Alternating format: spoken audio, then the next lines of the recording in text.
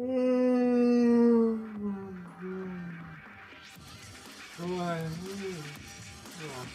should really be paying attention to what I'm doing. Ow! Ah! All better. You know why? Pirate plasters.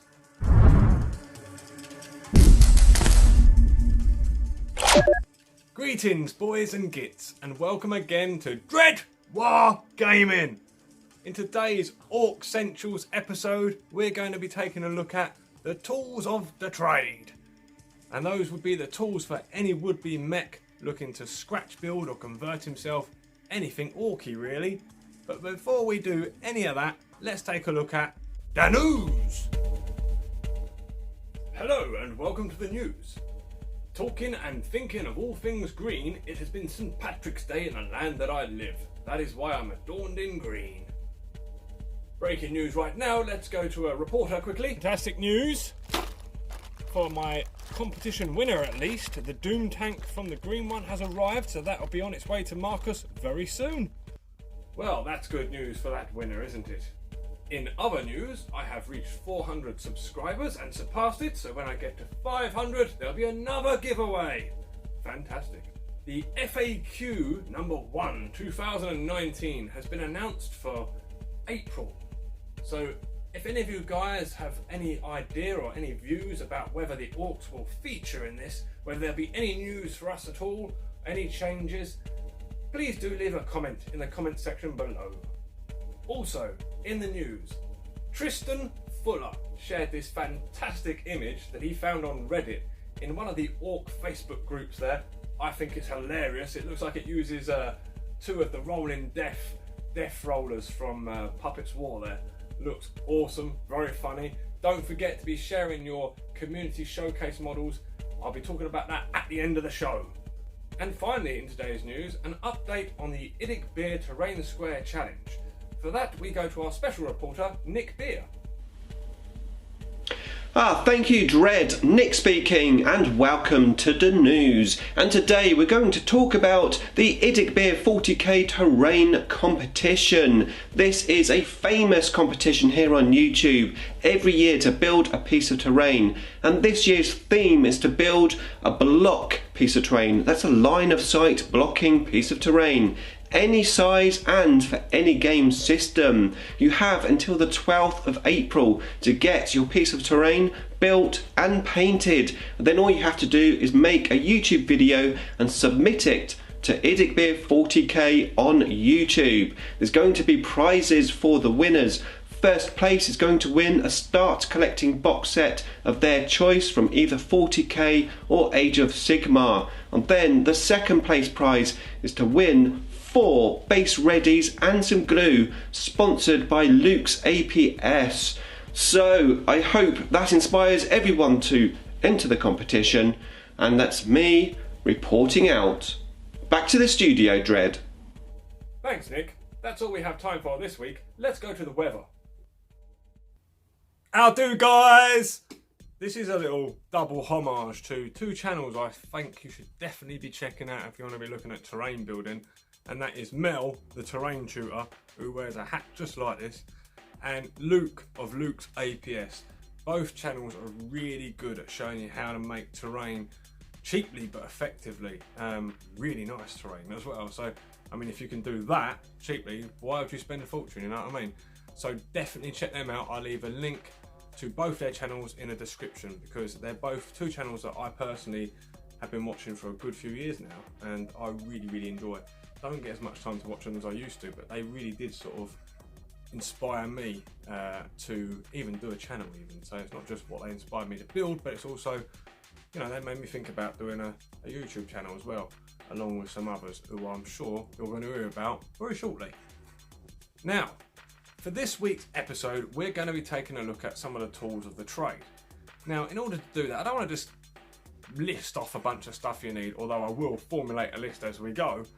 I want to be showing you as I do something. That's the best way to learn anyway, isn't it? So I'm going to take a look at the Necromunda AMBOTs, and I'm also going to start my Iddick Terrain Square Challenge. And as we go along, we'll have a look at a few of the tools.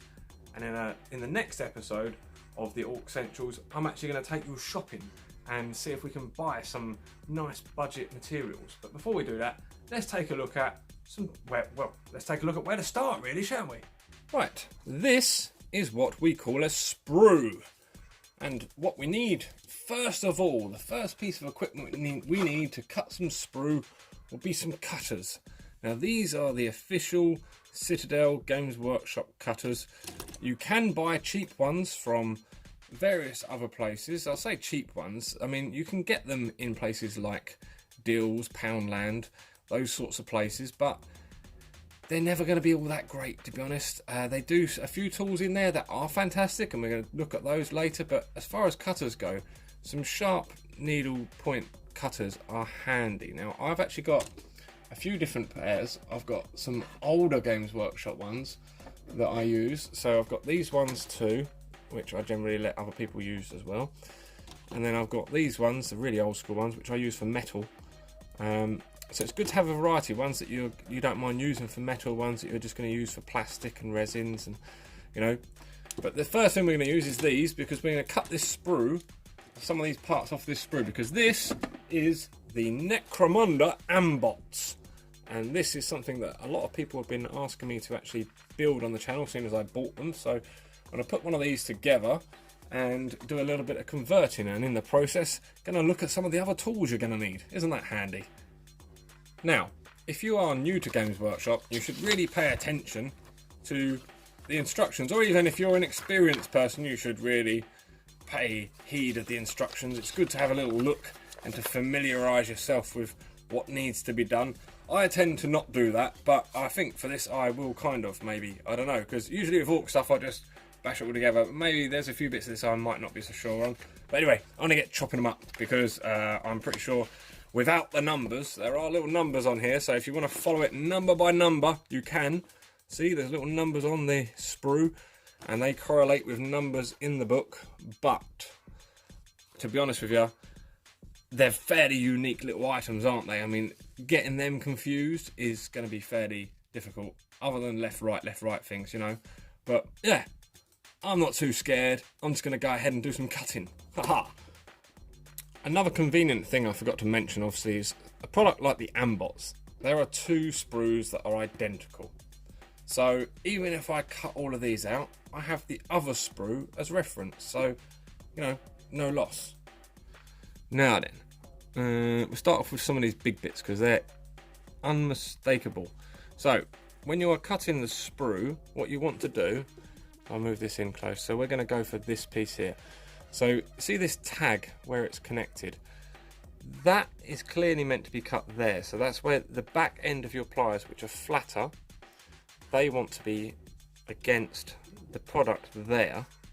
So you get a nice flush cut. And then I'll do the same on the other side, reverse that round.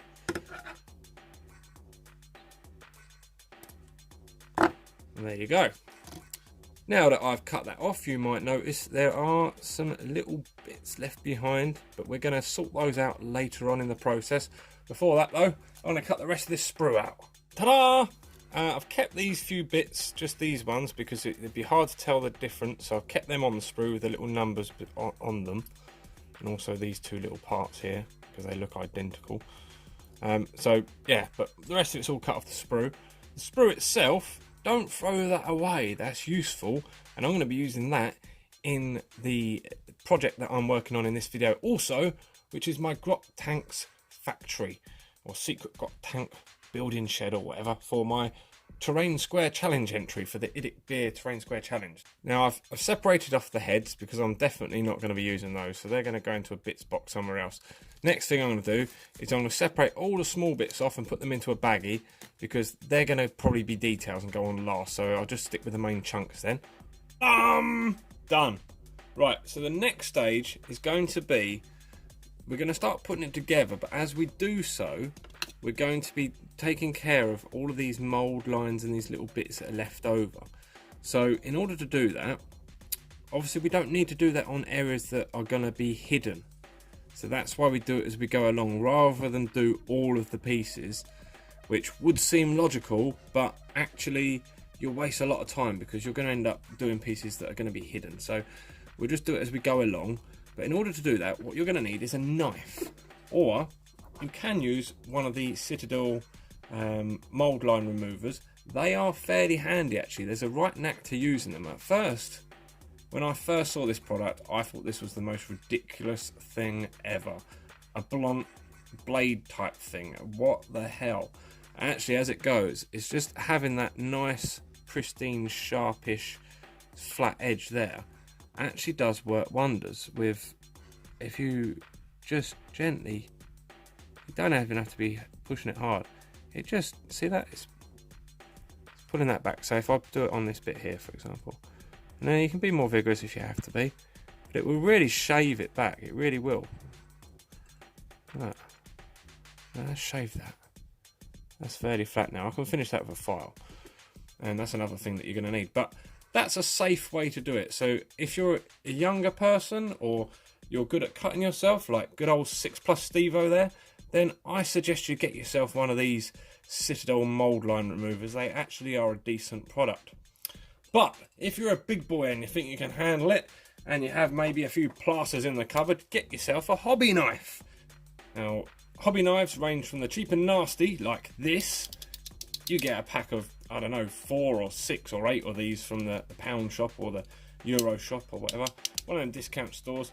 These are okay for some tasks, but I really don't use them for modelling so much. Maybe the odd trim in here and there, but realistically, I wouldn't recommend the use of these. They're fairly dangerous as well, and the little blades, they snap off at intervals. So, you know, use it for... more so for scenery building and terrain building and stuff like that. They're useful for that sort of thing. And opening boxes. They are, after all, called box cutters in the US. And we tend to call them a Stanley blade. But, I mean, that's... As far as Stanley blades go, that's a cheap and nasty, tacky Stanley blade even. So, next up, you have the Scalpel blade. Now, this, again, this is one that I don't particularly recommend. They are very, very, very, very sharp. Those blades are a lot sharper than a lot of the other type of hobby knife blades. And this scalpel, it's not designed really for our sort of use. You want to apply pressure to the back of the knife a lot of the time, and it's just not, and it's heavy. I got one because they're useful from time to time, and I just wanted to try one out and show people. So yeah, don't really bother with that. Then you have these. These are, again, not brilliant. The knives fall off. I don't use mine very often at all. As you can see, it's a rusty old knife on there. I would change the head if I was actually going to use this knife, but I very rarely do. But they're very, very cheap. You'll get them for next to nothing in your hobby shop. So, you know, £1, euro, you know, something like that for maybe 1 or 2 of them. So, yeah, they're okay. But again, dangerous. Don't really recommend this one. Although it does come with this sheath, which is a step up in a good direction. And then there are these sorts of hobby knives. Now these are the sort that you'll get from your hobby shop, from your art suppliers and places like that. These are a good place to start. I believe they really are, because they're very universal for a start. So you can change the heads. There are lots of different blades available. You can pick up cheap versions of these, again from the pound shop. They're not as good quality, and you can tell that. I mean, I've got one here with a shitty old blade on it as well. They're just not the same. You know, the steel's just cheaper. It's thinner. It's not got the weight to it. That, although it's thinner, is a lot heavier than that one. This one feels like it's snap if you apply pressure to it. So, and they do actually. Funny enough, they break just there sometimes. So, I don't really use the cheap ones. I just got some left over from when I had some. But this one I do use, because it is a good one, and it gets a lot of use, and I do change the blade on it.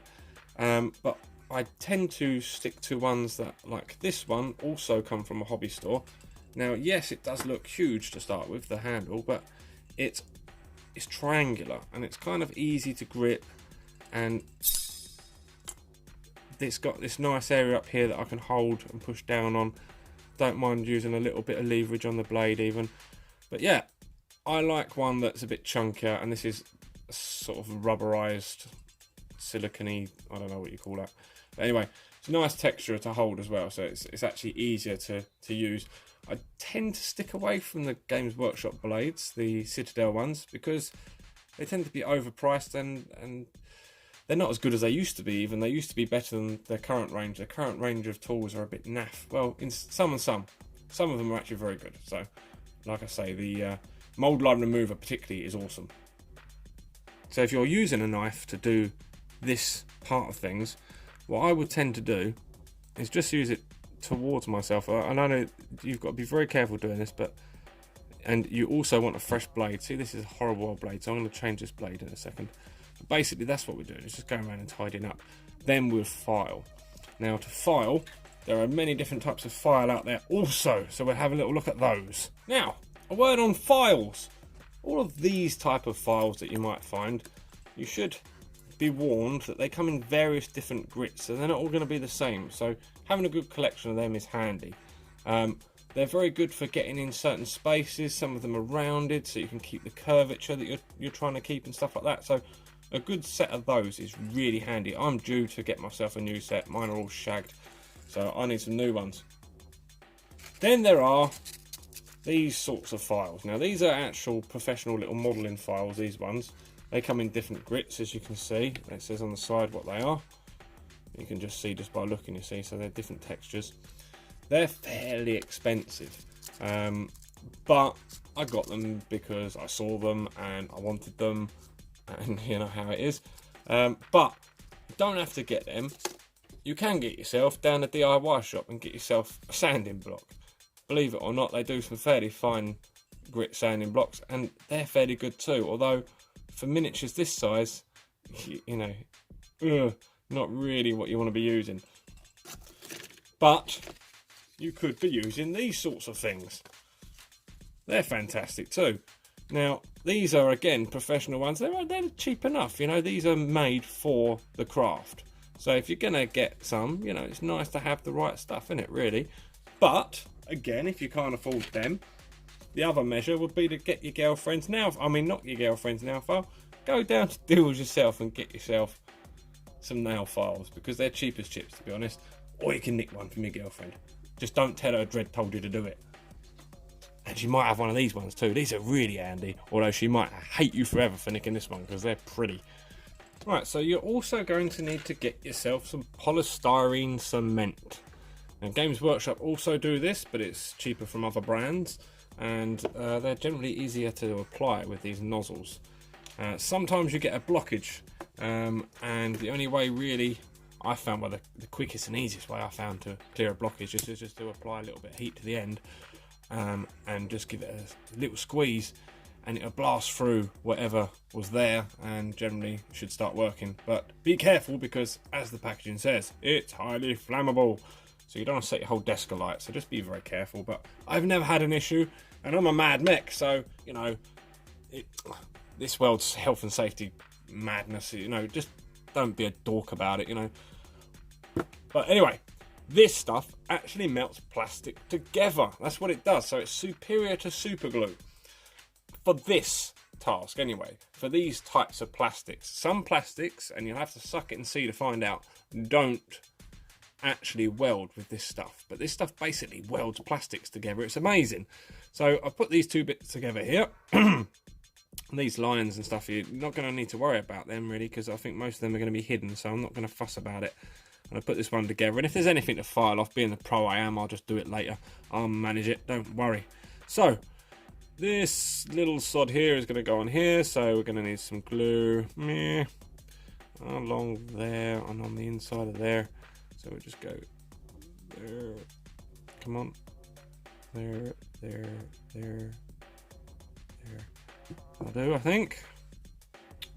Now, where did it go? There. Oh, shit, no. Oh, no, I don't know. There. That's it. Silly thing. Right. Just wipe some excess again. We wipe the excess off because we don't want too much of the excess glue. I went a bit heavy in there, didn't I? Anyway, ain't coming off now, is it, eh? Well, it could do right this second, but after a little while, that'll be so set you will never be able to get that off, mate. You'll need a knife or a saw or something like that to get that off. Yeah, it'll be well welded. Right, so that's that wet. Leave it to dry, and I'll move on to the next bit. So, talking of heads, Some of you might be familiar with the Max Mini oversized war boss heads. They're, well, I say oversized, they're perfect for war bosses, but they're big heads. So they are definitely too big for these AMBOTs, in my opinion, without a shadow of a doubt. What these AMBOTs are made for conversions, as far as I'm concerned, is definitely your average knob. Now, what is an average knob, you say? Ha ha ha. It's a Games Workshop knob. Basically, your average Games Workshop knob head is going to fit in there just right. You're going to want to give him some kind of a jaw or something like that. Now, you could just stick him in. No one's going to be able to see behind it unless they really tilt the model, but I'm fussy, so I'm going to sculpt to the neck. So, yeah, I just wanted to show you guys that you Orky fanboys out there can actually see in this video what these AMBOTs are good for. I'm going to take my time putting this together, to be honest, so I don't think I'm going to finish it here because I want to not construct the claw weapons exactly as they are. I want to convert it, so and I might even convert the feet and stuff like that a little bit yet, so I'm not going to go too far here. Okay, so another thing about these knives, and I've got a nice new sharp blade on there now, is Ork armour and Ork vehicles and all those sorts of things often has battle damage, especially if it's looted. Now, this AMBOT is a robot, so quite how an Ork looted it, I'm not quite sure, and put his head in it, but it could be like a mad doc had put him in there or something like that, or whatever. But basically, I'm going to just pretend it was just like a piece of armour, just like a Terminator arm or something like that would be. But it's definitely not of Ork origin, so it's definitely going to have some battle damage. So that is why I've started to make these very fine scratches and chips. Now, for that you need a sharp knife, and so what you're going to do, we'll do one here on this little beveled edge. So just going to push the knife in just gently. It's just like butter when you've got a nice sharp knife, and you've got a little very fine, oh, let me bring it to the camera, got a very fine scratch there now. Oh, there we go, focus.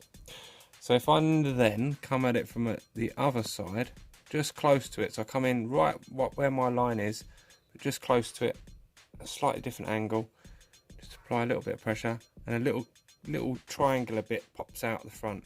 It's very hard to show because it's very fine detail.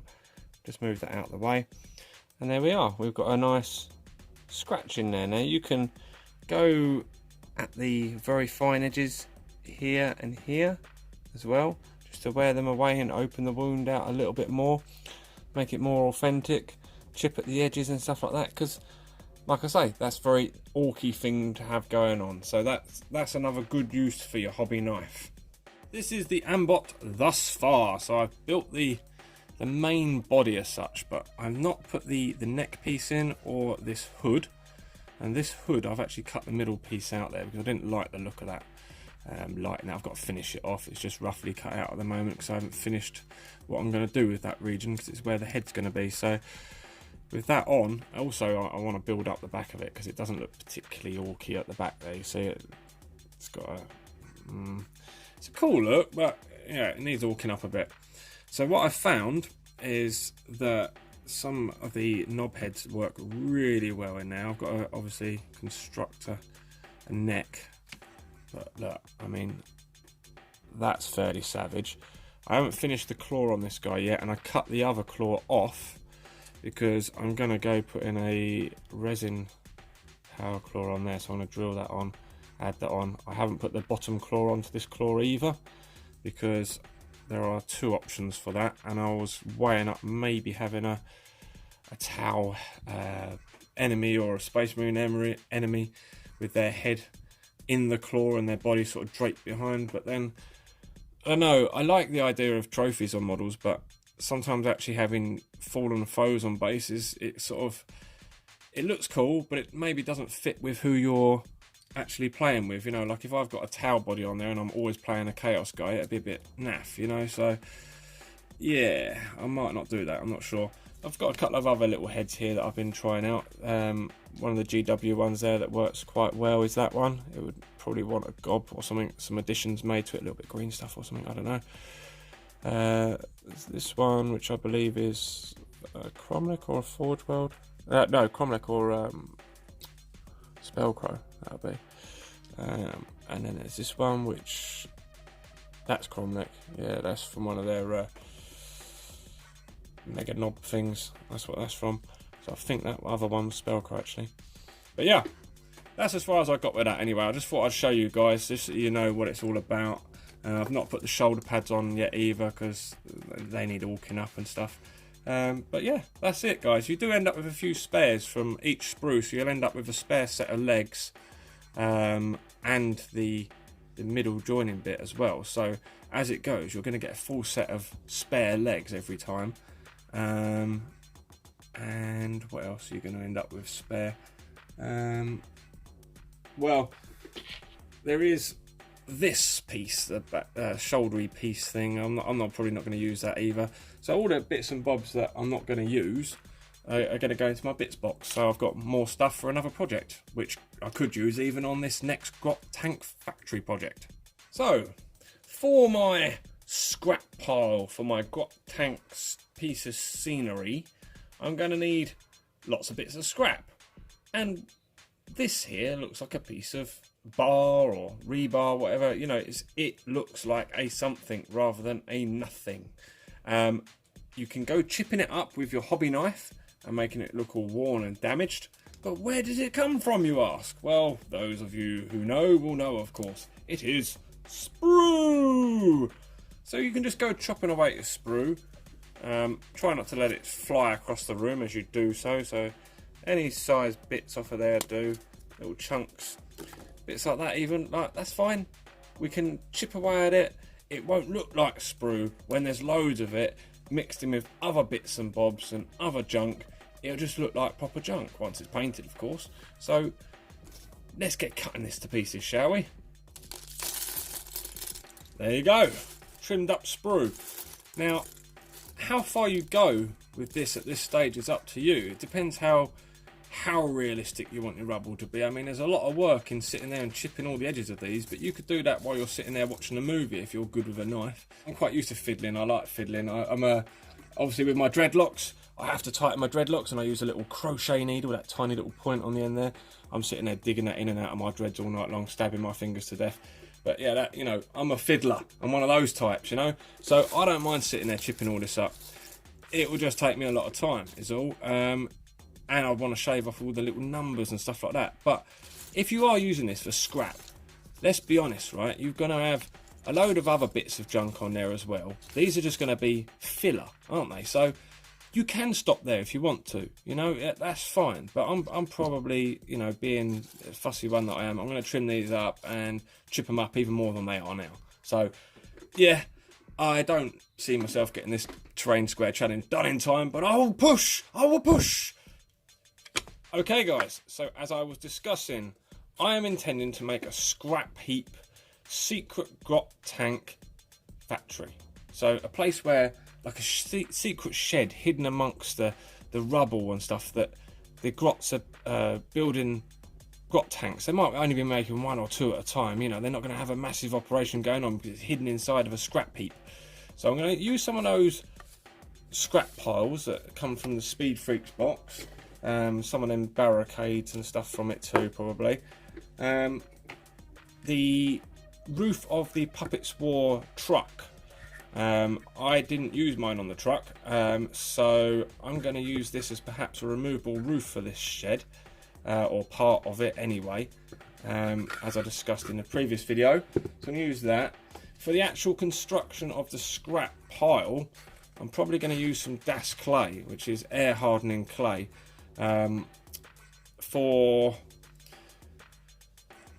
You know, with the Das clay you can really sort of shape it, although I'm not going to go completely in this because it would be really heavy otherwise. So what I'm thinking, below that, the underside layer of this will be made up of probably rolled up tissue paper and plaster bandages.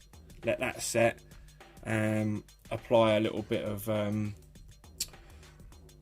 sealer or something like that, let it set, PVA or something like that, and then I'll apply the Das clay over the top of that. Hopefully that'll all work, and I'll go stabbing bits in and out of it and stuff. It should be fine. And Das clay is very cheap, as you can see. Look, got this one from everybody's favourite non-discount place, TK Maxx. They're really good at pretending a discount, aren't they? But Das Clay is cheap wherever you get it. It would be about that price anywhere anyway. So yeah, grab hold of some of that. It's a modeller's best friend, that. It's great. Also, this stuff. This is from an art shop. It's just corrugated paper, actually. It's not even card. But you see, for terrain and scenery and that, that's fine. Like, I will show you, we'll use that. It will go rock hard anyway. No one's going to know that it was ever actually paper. So, and that cost me €2.25 for a nice big roll of it. It's actually fairly thick too. See, look, right, yeah, not bad. So get hold of things like that from your art supply shop, and also hang on to things. Like this is a tube from a kitchen foil, and as it goes, I reckon it's about the right size for a grot. In fact, it is. It is the right size for a grot tunnel. An orc wouldn't fit through that. He'd have to really crawl on his hands and knees, whereas a grot could run through that. So I'm going to cut some sections of this up and use it for tunnels. And then sticking out of the top of the scrap heap and that, I've got some of these little periscopes from the green one. They're from vehicles, actually. But the green one does a kit called a Crackerjack Kit. Or Crackerjack, even. Where all of the bits and bobs, all the leftover bits from... you know, like if you had to cast a model 3 times, you know, and there's a few bits left over, you know, you might have needed to remake the model, and then there's going to be parts that are left that it didn't need to go into the kit that he was supplying somebody that are left over, and, you know, you get things like this. So I want to have them popping out of the scrap heap as if the grots are keeping an eye out for anyone coming to see what they're up to. Narratively, I think the idea behind this is going to be that in my warband, the grots are accepted anyway, and they are allowed to be doing their own thing. It's not known quite how much they're doing, so they like to keep it a bit hidden and stuff, especially on this planet that I'm fighting over. It's called Ganjava, and on Ganjava, it's a bit like Mad Max. There's a real fight for resources, and other tribes and other races even that are marooned on Ganjava are all trying for the scrap. So, you know, a little factory going on. The grots want to be able to keep an eye out for anybody that might be coming, maybe going screaming down to the war boss to come and help them. So, there, that's the plan so far. Let's crack on with it, shall we? Okay, guys, so I'm now planning my grot tank building yard, scrap heap building yard. So what I've done is I've got myself a grot tank model down here. And just so I can see, so I've marked here where I'll say the entrance gate is going to be, and then I'm going to have a scrap heap coming around here and encompassing this area. So here will be a yard, and then going into a shed building here where all the tools and stuff are kept. Private keep out door on the front, that sort of thing. Or maybe it'd be hidden behind a shelf or something like that. It's a secret door or something like that, I don't know. But there'll be a scrap heap around here. So I've marked this. That's been marked on the paper there. I'm going to eventually mark it all out, but first what I want to do is I want to see how I'm going to use these various pieces. Now, I like the details on this side and I like the details on this side, but I'm also going to have a pile of scrap coming up. So if I use this side, the scrap will come from here and go up. If I'm using this side, the scrap will go from there and from up. So what I'm going to do is I'm going to cut this in half, so I can use the detail on the inside of the scrap heap either way. And I'll do the same with some of the other scrap heap piles as well. So in order to do that, you're going to need another piece of, another tool, another piece of equipment. So you're going to need yourself a saw. There's lots of these sorts of saws that you can buy. This is a Citadel one. I don't know if that's the current one. I think it's the old one. And this one's just from a model store. It's actually got a couple of other blades that are actually available on it, and I should really remove them before using it, but I don't actually need to, because I'm not cutting any deeper than that most of the time anyway. So yeah, so saw like that. Another handy thing when you're doing these sorts of projects is to have yourself a metal ruler. This one's a little bit bent. A steel ruler is very, very useful, particularly when you're trying to cut straight edges with your knife, and you can keep your fingers away. You can run the knife along the edge of the metal ruler. You know, with a plastic ruler you're going to go cutting and scoring into the plastic, so using a metal ruler is the best way, and it gives you a nice straight edge. So that's a little word on that. Now I'm going to get cracking with cutting this. So I'm wanting to cut this one, I know, about there. Yep, we'll go for that. Yeah. Also, do this with a cutting mat. I'm doing this with a lovely old table underneath this, but I'm going to be careful.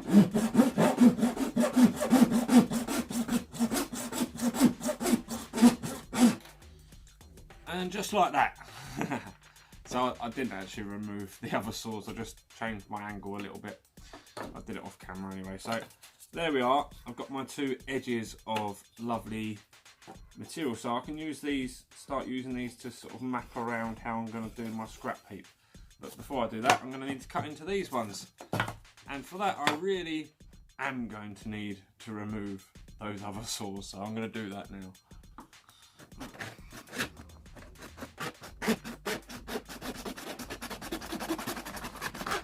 So what I've done here, guys, is I've actually put this onto a piece of foam board and drawn around sort of the size of the scrap heap. Ignore the ruler there. I'm just trying to decide, because this is the size I'm going to cut out of this foam board. It's quite large.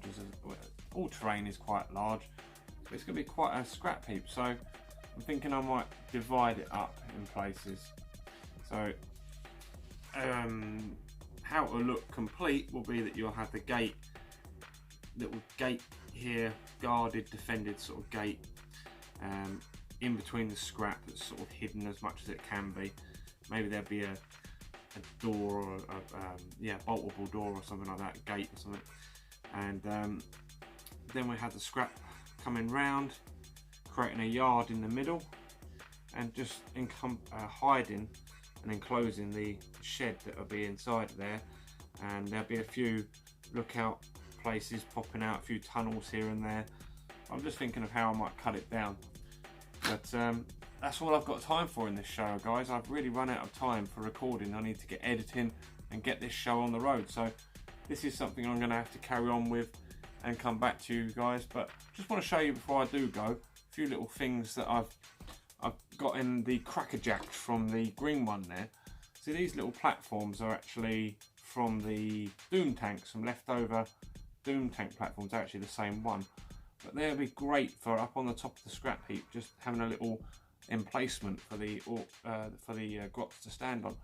And also there was this, which I believe is some kind of cannon top or something like that, or cannon end, I'm not quite sure, but along with these hatches, I thought it'd make a really cool sort of secret entrance hatch for the grots sticking out, possibly anyway. So that's another really cool thing. There's lots of little spares and bits and bobs, so you know, the odd wheels and stuff like that. I don't suppose I'm really going to waste these in there. I'll probably use that on a model, but I've got some other Lego ones for that and stuff like that. Another product though that I would like to show you guys, which is a prototype from the green one. He's just sent me to sort of check it out. So this is only the prototype at the moment, are these. Now I might use these on the build too. These are cheat sheets. So basically, if I want to go building something, I can cut out the size that I need and use that detail. It saves you some work. I mean, you're going to have to still patch in. If you go cutting this, obviously you're going to cut right through some detail, so you're going to have to do a little bit of patching work yourself, but it saves you some effort. So I'm really looking forward to these coming out as a product myself, because I'm going to be using loads of them, I'm sure, because it just saves a lot of effort. Fantastic idea. Okay, so now you've had a look at the mech working with the tools. You're wondering to yourself, I can hear you crying, Dread, where do I get the tools? No, Dread, please tell us. Well, I'll tell you. Two places spring to mind straight away for me. The first one being Greenstuff World. Now the reason Greenstuff World springs to mind is because they produce a lot of fantastic, unique products themselves. What they do is really designed for us. So I really can't say enough good stuff about Greenstuff World. You'll find all sorts of stuff there, like rolling pins to make texture onto clay and green stuff and stuff like that. All sorts of cutters and amazing. I've got loads of tools from Greenstuff World and they've always arrived in decent timing. So I'm happy with Greenstuff World. I would definitely recommend them. And secondly, in Ireland here, there is actually one of the best hobby companies, supply companies I've found, because, and it's not just because he's delivering inland that the service is so quick. I'm finding the service is so quick because he seems to stock almost everything. It seems to me that way anyway, because there's nothing that takes ages and ages to come like you find with some other suppliers. We'll get to those in a minute. But this particular supplier is very quick, and what I really like about hobbymad.ie is that Rob there at Hobbymad is really open to suggestion. So as a customer, I bought a bunch of stuff from him and I said in a message, thanks so much for the stuff. It would be really cool if you also did this. He said, no problem, I'll make sure I get it in stock. What else would you like? Not many stores are that sort of forthcoming, so I sort of said, okay, look, if you really want to know, and I'm pretty good at making a list, I listed off a whole bunch of products. Lo and behold, within a month or two, he had them all stocked, and that was a lot of work. He had to go, for example, he didn't have AK Interactive. He went to AK Interactive, he made a agreement with them or whatever he had to do in order to stock their products. Whatever he did, it's brilliant. His customer service can't be faulted. And then on his Facebook group page, he actually asked people too, and in the community in other groups, asked people, what would you like stocked? So you can't really fault a guy like that, can you? Besides which, his logo is a squig. Awesome! Now I hope I won't make any enemies here, because, you know, obviously people have probably bought from these companies before and maybe had a good experience, but in my own personal experience, I had a terrible time with Wayland Games. I've heard a lot of other people have too, so I don't think I'm on my own there. Wayland Games take ages, forever and a day to deliver anything, even stuff that should be regularly in stock. So yeah, I'm not ordering from them again. I learnt my lesson the hard way.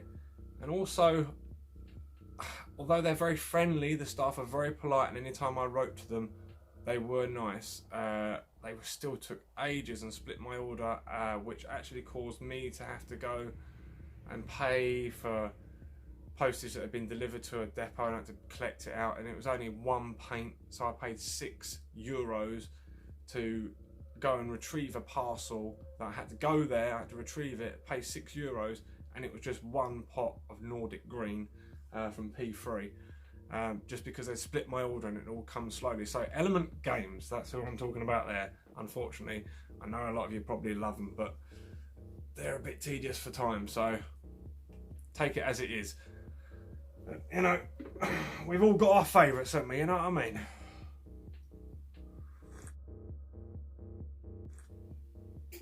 Oh, that's lovely, that is.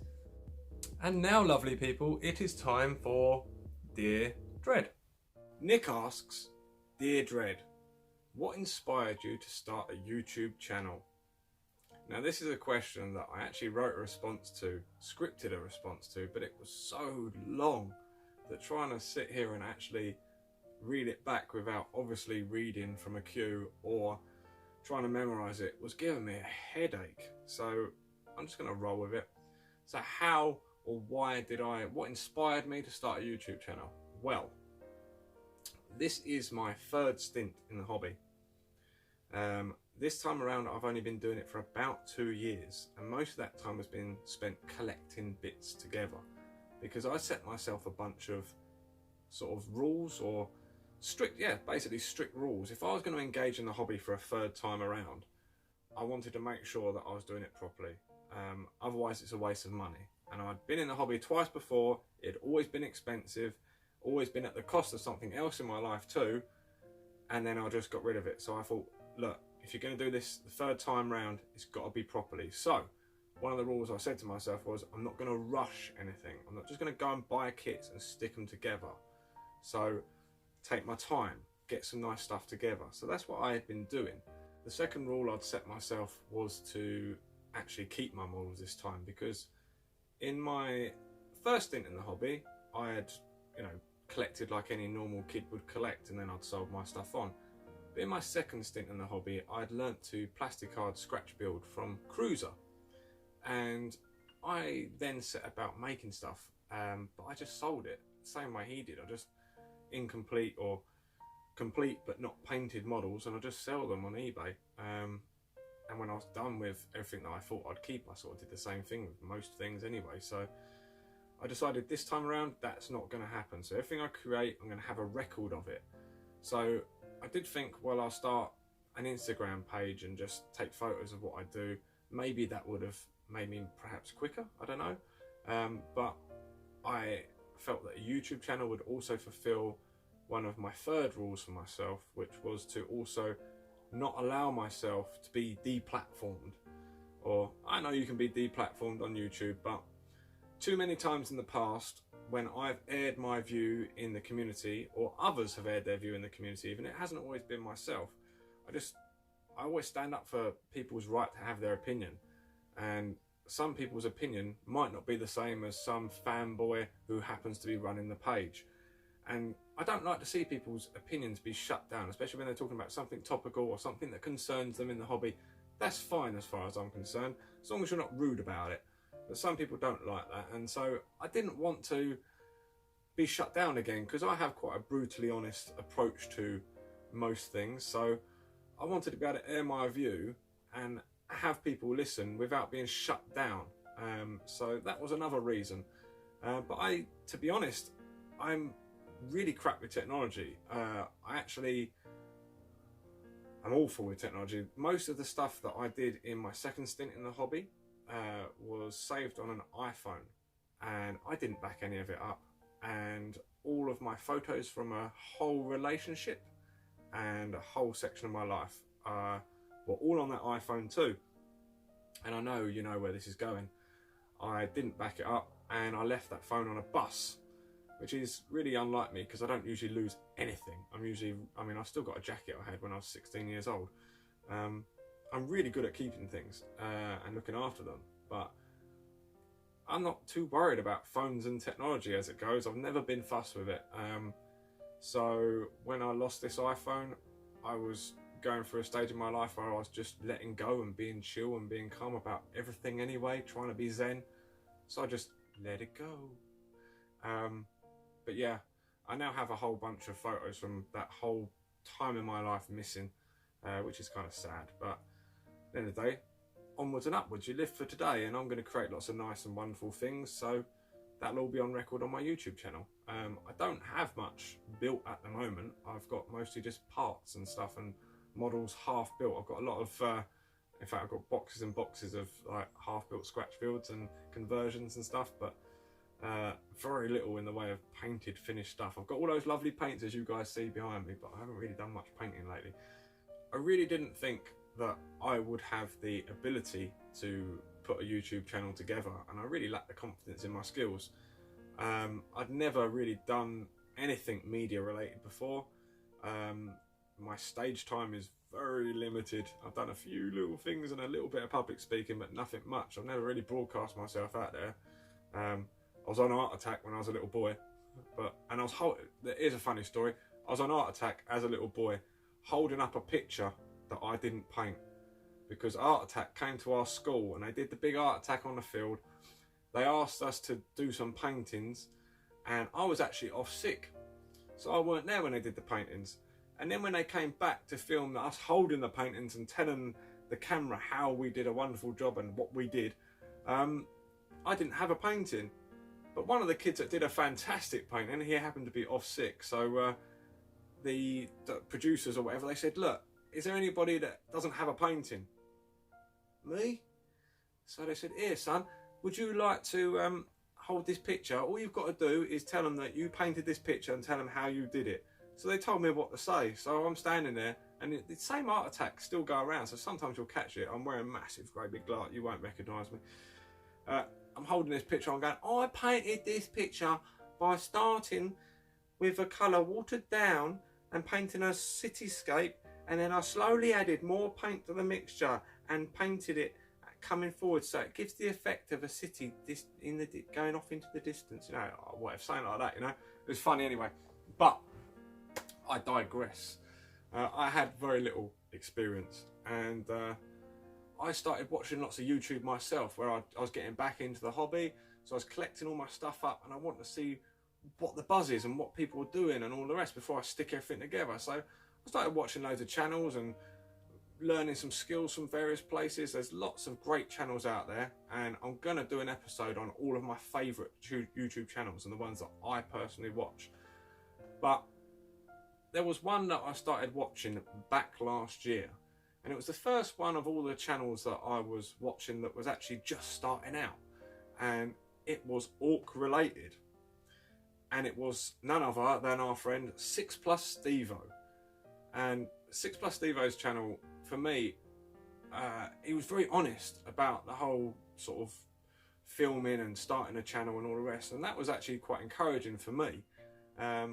Especially, like, I was watching him, putting myself in his shoes, because he was a guy like me, around about the same age, with a lot of the same likes, who was into orcs, and he was having a go, and it made me feel a bit sort of, well, Christ, like, if he wants to have a go, and I want to, and he's done it, I want to have a go, why haven't I done it? You know, like, why can't I do what he's done? What's stopping me from doing that? And it was just a confidence thing. I just didn't think I had what it took to actually put YouTube channel videos together. So I did actually lack the equipment, but you know, you have hurdles, you overcome them. You get, I mean, my very first video, you look back on my first video, it was only back there in October, and the picture quality, the sound, me, everything is awful. You know, I scripted it, thank God I did, because otherwise it would have been terrible. But and then a few videos following that were really all over the place and unscripted, and you know, I messed up, and all sorts of mistakes were made. But you know, I'm starting to get there, I hope. But it was with the help of people like Stevo and Skarnir too, who have both been good friends to me since I started my YouTube channel. Even beforehand, I told Stevo before I even started a channel that I was wanting to do it, and he gave me a bit of encouragement, and then I did it. And he's been there since, you know, so he's been a very good friend and introduced me to Skarnir, and Skarnir's been there for me too. The two of them are brilliant guys. So I hope to be doing a little bit of work with them in the future. So look out for that, guys. I think that kind of answers your question anyway, Nick. I hope I didn't ramble on too long there for anybody. If you have any questions for Dear Dread, please don't hesitate to stick them in the comments there, or write to me on the Facebook page, or send me a personal message, a direct message, whatever you want to call it, PM, DM, whatever. Get in contact, let me know, and just title it Dear Dread. Coming up in next week's episode, we take a look at all of the orc-tastic, fantastic, brilliant bits and bobs and models available from Puppetswar in our third instalment of the third-party focus series. Now, before you go, make sure you like the video, make sure you leave a comment down below. Tell me something that you thought about the video, just comment back on something I've said, or tell me something you want to write for the Dear Dread section. But leave a comment, guys. I love interacting with you guys, so get writing something, alright? And other than that, make sure you're subscribed so you can keep up to date with all the regular. Every week we have a fantastic episode, so don't miss out. Be subscribed!